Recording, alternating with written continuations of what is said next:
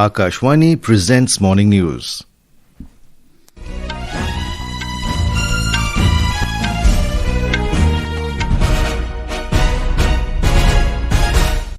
Good morning, I am VC Pramod. The headlines. Prime Minister Narendra Modi says economic survey shows India's reform express is on track despite global challenges. India climbs to 38th rank in Global Innovation Index 2025 from 66th in 2019. World Bank President Ajay Banga exudes confidence about India's ability to achieve growth rate as projected in economic survey. Delhi government approves 728 crore rupees scheme for development of Trans-Yamuna region of national capital. European Union designates Iran's Islamic Revolutionary Guard Corps as terrorist group. And India's Isharani Baruah stuns second seed Shuo Yun of South Korea to enter women's singles quarterfinals of Thailand Masters Badminton.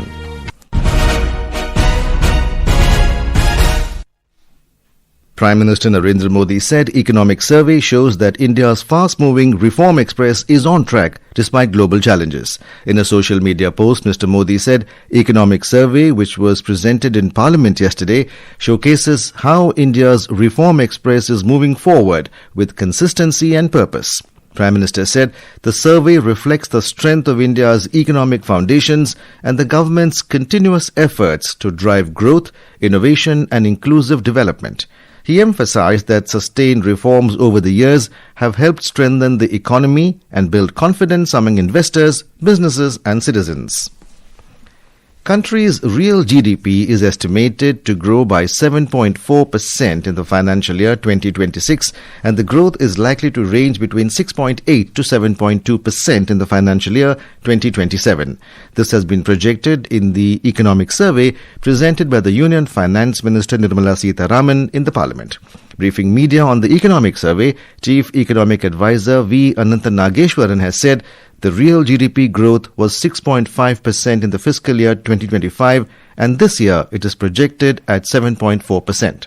And if you look at the last few years in comparison to pre-COVID average, real GDP growth pre-COVID was 6.4% and in FY25 was 6.5 and this year, as I said, Mosby is predicting 7.4. Private final consumption expenditure growth is 7% for this year on top of 7.2 last year. And in real terms, gross fixed capital formation is going to be a lot better. India's innovation ecosystem has shown strong and steady progress over the past few years, with the country climbing to 38th position in the Global Innovation Index 2025 from 66th in 2019. The economic survey said the survey highlights how government initiatives in manufacturing, research, startups and technology have helped India emerge as a growing global hub for innovation and industrial development. India has also become an important global player in intellectual property. In 2024, the country ranked 4th in trademark filings, 6th in patents, and 7th in industrial designs worldwide. World Bank President Ajay Banga has said India has demonstrated that it can show exceptional growth. Talking to media persons in Bhubaneswar, he said India will absolutely achieve growth rate as projected in the economic survey. He said the level of infrastructure investment that has happened in India in the last 10 years is quite admirable. Mr. Banga said skilling population in India will be important to reach the goal of Viksit Bharat by 2047.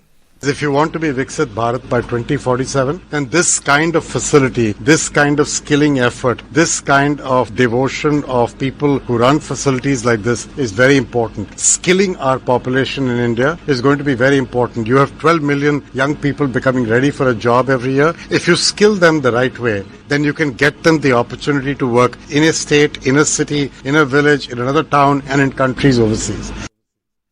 The International Monetary Fund has described the India-European Union Free Trade Agreement as a positive development, noting that it reflects countries' efforts to deepen economic integration amid rising global trade tensions and uncertainty. Responding to questions during a briefing on emerging market economies, IMF Councillor and Director of Research Pierre Olivier Guruncha said recent trade agreements show that governments are seeking pragmatic ways to expand trade ties even after a turbulent year for global commerce. This is Akashwani giving you the news. For quick news updates round the clock, follow us on our X handle @AIR News Alerts. And for details of these stories and more, log on to our website www.newsonair.gov.in and download News on AIR app. Delhi government has approved schemes worth 728 crore rupees to effectively accelerate the pace of development in the Trans-Yamuna region in the national capital. The budget allocation was announced by Chief Minister Rekha Gupta during the Trans-Yamuna Area Development Board meeting. Ms. Gupta said that the Delhi government is prioritizing the basic needs of citizens such as roads, drainage systems, addressing waterlogging problems and ensuring safe transportation. Prime Minister's flagship platform for proactive governance and timely implementation, Pragati, has marked a significant milestone with the successful conduct of its 50th meeting. Since its launch by Prime Minister Narendra Modi in 2015, Pragati has transformed governance by enabling real-time monitoring and resolution of key infrastructure projects and public grievances through direct Prime Ministerial review. The platform exemplifies cooperative federalism, bringing together the centre, states and union ministries on a single digital interface. Over a decade, Pragati has helped accelerate decision-making, resolution of issues causing delay in key infrastructure projects, and instilled a strong culture of accountability. Today, in this special series, we take a look at the projects under Jal Shakti Ministry monitored by Pragati mechanism. Ministry of Jal Shakti is responsible for the formulation and implementation of policies, programs and projects related to water resources management, drinking water supply, sanitation and river rejuvenation. At present, 93 projects with a total investment of 2,86,343 crore rupees are being monitored on the Project Monitoring Group portal pertaining to the Department of Water Resources, River Development and Ganga Rejuvenation. The project portfolio comprises 66 projects under irrigation, 26 projects under sewerage collection, disposal and treatment, and 1 project related to water collection, treatment and supply on the PMG portal. Out of the 66 irrigation projects being monitored on the PMG portal, 10 priority projects with investment of 43,583 crores have been reviewed by Prime Minister under the Pragati mechanism. Of these, 1 project has been commissioned, while 9 projects are under implementation. The ongoing irrigation projects have demonstrated steady progress with an average physical progress of around 70% and 2 projects exceeding 95% physical progress. A total of 126 issues came up across 27 irrigation projects. Of these, 106 issues have been resolved, including 14 issues pertaining to Pragati reviewed projects. The remaining 20 issues are being actively monitored under the Pragati mechanism. Suparna Sekhya, Akashwani News, Delhi. Union Home Minister Amit Shah reached Dibrugarh last night on a 2-day visit to Assam. Mr. Shah will lay the foundation stone and inaugurate development projects in the districts. More from our correspondent. Union Home Minister Amit Shah is scheduled to lay the foundation stone of the second complex of the Assam Assembly, MLA Hostel and the Institute of Wildlife Health and Research in Dibrugarh. The minister will also inaugurate the first phase of an ultra-modern 35,000 capacity stadium at Dibrugarh and also lay the foundation stone for the second phase of the stadium. Mr. Shah will fly to the neighboring Dhemaji district to attend the 10th Missing Youth Festival. Aminullah Zuddar, Akashwani News, Guwahati. The European Union, EU, has designated Iran's Islamic Revolutionary Guard Corps, IRGC, as a terrorist organization over Tehran's crackdown on nationwide protests. EU's foreign policy chief Kaja Kallas said that foreign ministers unanimously agreed on the designation. She said any regime that kills thousands of its own people is working towards its own demise. Kallas said this will put them on the same footing with Al-Qaeda, Hamas and Daesh. The 27-nation bloc has also sanctioned 15 Iranian officials, including 2 commanders of the Revolutionary Guard, over the violent crackdown on protesters. Human rights body Amnesty International Secretary General Agnes Kalamard has written to the chief advisor of Bangladesh's interim government, Mohammad Yunus, expressing concerns over the Bangladeshi authorities' continued misuse of anti-terror legislation against journalists and their failure to safeguard the rights to life, personal security and freedom of expression and association. In her letter, Kalamat called on the interim government to take immediate steps to ensure that protection of human rights is at the centre of Bangladesh's February 12th elections.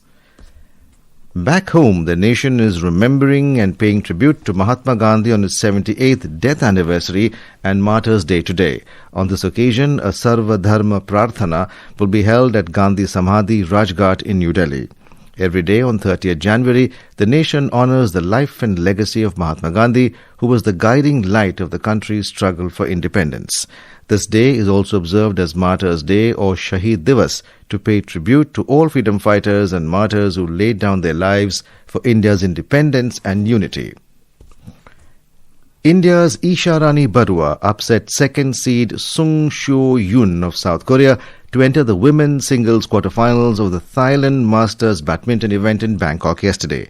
The world number 48 from India played exceptionally to down 34th ranked Sung in a hard-fought round of 16 contest. Baruah's compatriot Devika Shag too knocked out a seeded player Taipei's Tung Xiu Tong to enter the last 8 stage. In the Women's Premier League cricket, riding on strong opening partnership of 108 runs by skippers Smriti Mandhana and Grace Harris, Royal Challengers Bengaluru defeated UP Warriors by 8 wickets at the Vadodara International Cricket Stadium in Kotambi, Gujarat last night. Chasing a target of 144 runs set by UP Warriors, Royal Challengers Bengaluru scored 147 for 2 in just 13.1 overs. Grace Harris was the top scorer with a blistering knock of 75 runs of 37 balls, followed by Smriti Mandhana with an unbeaten 54 runs of 27 balls. Earlier put into bat first, UP Warriors scored 143 runs, losing 8 wickets in the stipulated 20 overs. India Meteorological Department has forecast dense to very dense fog over Delhi, Punjab, Haryana, Chandigarh and Uttar Pradesh today. Cold wave conditions will also prevail in parts of Delhi, Punjab, Haryana and Chandigarh for the day. And now, for a look at today's newspapers, it's over to Renu Kataria. Thank you, Pramod. All papers have on their front page the story of the economic survey pegging Indian economy to grow between 6.8 to 7.2%. The Hindustan Times headlines, Eco Survey, India to grow by up to 7.2% next fiscal, while the Tribune headlines, India set to log 7.4% growth in FY26, maintain lead among top economies. And the Hindu headlines, Economic Survey predicts bright India, increasingly darker world.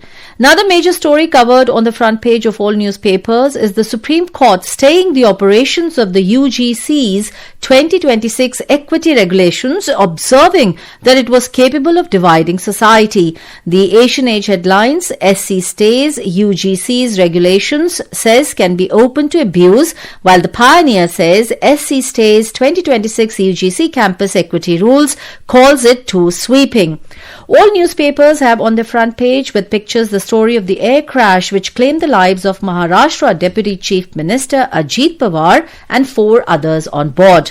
And the editorial in the Tribune reflects on the economic survey report and cautioning optimism. The paper adds that even though the survey portrays Indian economy as resilient, dynamic and capable of withstanding global headwinds, at the same time, it flags challenges that require careful policy choices.